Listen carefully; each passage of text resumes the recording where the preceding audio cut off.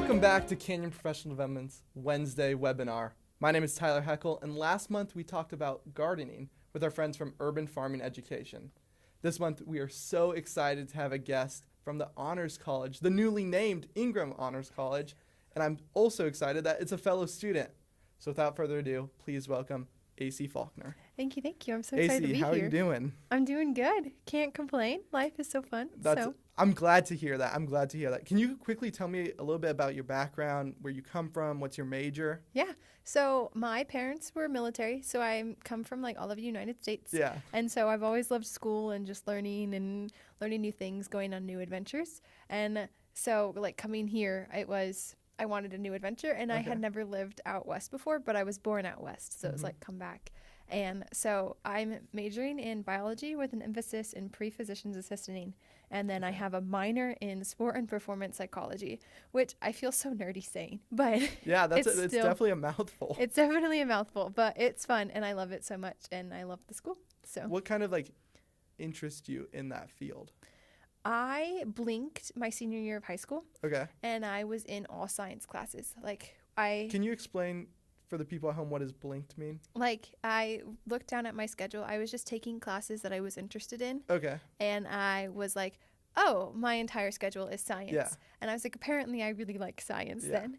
And so I was very lucky because my high school had a lot of opportunity. So I got to try engineering, and I got to try math, and I got to try computer science and finance, and science is what stuck. And so it was just like, oh, I didn't even realize that I was so interested in this until I actually like looked back and analyzed my schedule. So yeah.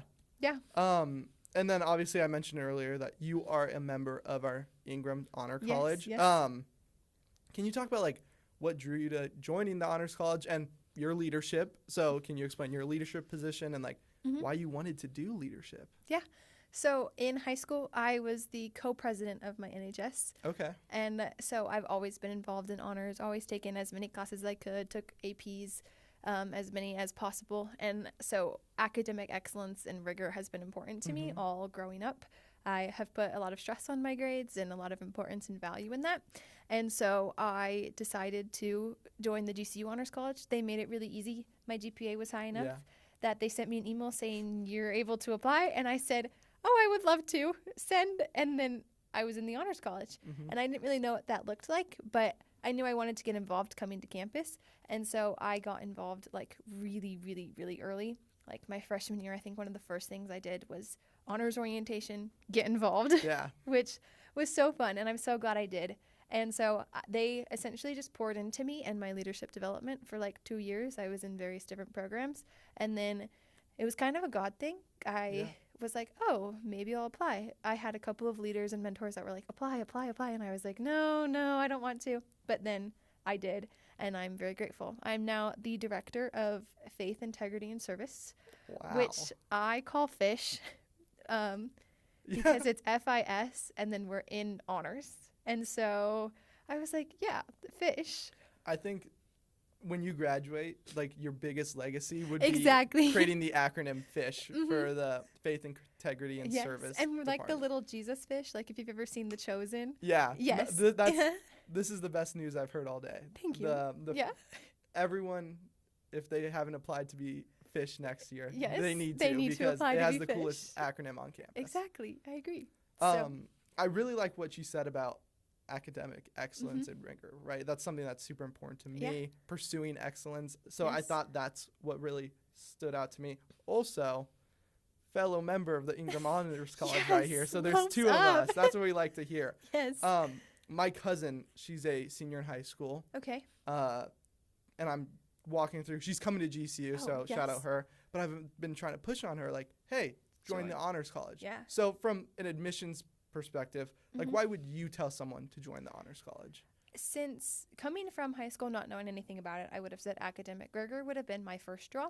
But after being here, I would hands down 100% say the community, just the programs that they offer, the friends you meet, the people that you get to be around and surround yourself with really make your life and your experience at GCU so much better. So that's probably it. That's my biggest thing. My biggest draw is I have made some of my best friends in honors. So Yeah, I would definitely have to agree with that. Also, like, I don't want to sound biased. The honors professors are incredible. Yes. They are some of the greatest professors on campus. All of our professors are great, but like the honors college are like real up there. One thing I find super cool about the honors college is the importance they put on research. Yes. Can you talk about, they have an honors research showcase Yes, coming up in April. So can you touch on that? Yeah. So that's actually a super cool event. I've gotten to present in it the last 2 years, which has been an amazing experience. If you don't like presenting, it is the best way to learn because it's pretty low stress. You're not graded on it for like the first time ever. And you just get to present on what you love and what you've researched on. And so it's pretty cool. You present in front of 2 or 3 judges in your category, and you get to present against other teams. And it is just amazing for soft skills. It's the reason why I can sit and talk and hopefully not stutter too much or say too many ums and so's. And it is truly just one of the most, I feel like, valuable and important experiences that you can do in honors. Yeah, you made a mistake by mentioning that you've done 2 research projects, because now I want to hear, what did you do your research projects on? So freshman year, I did my research problem on, we hosted grand rounds within my honors college team. And so we just did a deep dive into like issues in healthcare systems, what we can do to fix them, like holistic. We talked about that in one of our grand rounds. And so the presentation I did was in community and service and that kind of realm of it. And we essentially just did a reflection on what the impact we had and how we served the GCU community my freshman year. And then my sophomore year, I was a part of an actual RDP, so research design program that the Honors College promotes and works really closely with. And so I presented on cyanobacteria, which was really fun. And I absolutely loved it. And it was fun to just work with my team and get to present and be a part of that. So yeah, again, coming back to the community portion that you're doing this as a team. I also like what you talked about, soft skills and like being able to communicate, being able to present. Hate to break it to the people, like, you're going to need those skills going into no one wants an employee who can't talk, can't work as a team, can't collaborate. It gives an opportunity to that. If I'm a teacher watching this, right, and I want to implement research in my classroom, what are some ways do you think that we can get kids excited to do research? That's a good question. I think just getting them excited about the scientific method is kind of the most important part. And also everything we have kind of comes from research. If they like medicine, oh, well, all the drugs that we have from medicine are from different research that people have done. And just truly inspiring your kids to find something that they're passionate about and just learn more from it. Because research is just learning. It's like, oh, I get to deep dive into what I'm interested in. And so if you find something that you love to research, it is an absolute blast. And it's just learning as much as you can about that topic. We do, the people watching this podcast, we do like little banners that go across when the guest says something really smart or really awesome. So like imagine a banner going across right now. Research is just learning. I love that so much. Learning. And it doesn't matter. You don't have to research something profound. It could be anything you're passionate about. Exactly. So, man, I just really like what you said on that, because that is how you get kids excited about research. You let them research the things they're excited about already. So that was just amazing. I'm really happy that you said that. The people watching this right now, the honors showcase would already happened. So just imagine the honors showcase went really well. Like, all the people participated. So great job for everyone who participated in the honors showcase. I'm going to shift gears a little. You are in GCU EMS. Can you quickly explain what is GCU EMS? So GCU EMS, we are emergency medical services. And so we are a team. I think we're about 50 people at the moment, but we're still hoping to grow a lot more. And we run like emergency medical services. So we're a team of EMTs. Like all certified the same way your firefighters would be certified, the same way any EMT is. We've gone through the rigorous course that requires. And then we take our skills and we have a golf cart and we respond to calls. So with the upcoming heat, because it's April, it is going to be like heat exhaustion. We can come and maybe do an IV or get you some electrolytes. We're just a servant peer-to-peer kind of relationship. Yeah. Which, like, having a bunch of firemen walk at you, It's scary. It's scary. And Yeah. so the idea is we are trained, we are professional, Mhm. but, like, I can sit and talk to you and be like, hey, what is going on? And then I Yeah. can be like, oh, maybe you have a cold, or like, let's go take a nap, like go get some water, and we can offer care and treatment that way. And it's a really cool program. It's only been around like 2 years, and we started at 10 and now we're at 50. That's crazy. So it's new, but it has so many good things coming for it. And we currently work like different built out shifts from 12:30 to 10:30 every single day. And so we're hoping to make it, as the program grows and develops, like year round. But it's really cool. The reason I got involved in it is because EMT is patient contact hours, which I need to get into PA school, which is my goal and my hope. Yeah. So what, other than obviously your patient contact hours, what skills do you think you've gained from being a part of GCU EMS? I also have the privilege of being in leadership for that. And so I'm one of the captains. Yeah. And it's been cool because I've gained a lot of my team working skills with that. We've developed pretty much the entire program together as a team of captains. And so I've brainstormed, collaborated, everything else that comes along with that. Everything that works on, you grew a club. Yes, and like exactly. that is obviously a resume, like something you can put on a resume. Yes, exactly. And so the club right now, like I'm in a captain's position that didn't exist when I first joined. And so now that we have more people, we have more scheduling. We used to not even do scheduling. Like we would just show up at events and be like, we're here with a little jump bag. Yeah. Now we have like 2 sets of bags and more resources and more people. And it's been really cool to just like watch this program take off. So. Yeah.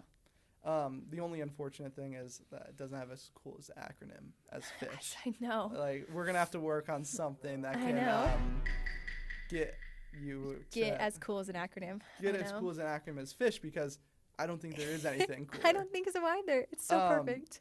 Obviously, you're graduating. Yes. Which is sad. GC is gonna lose you.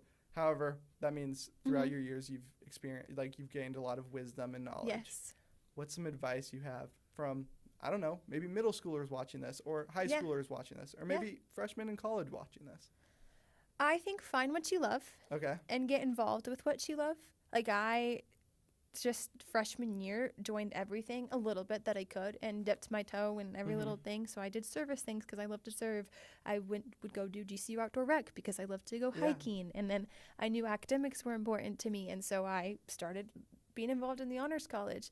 And just do the things that you're interested in, but also experiment. Like, find what you love. You may never know. The hobby that you end up enjoying the most, you may not have done yet.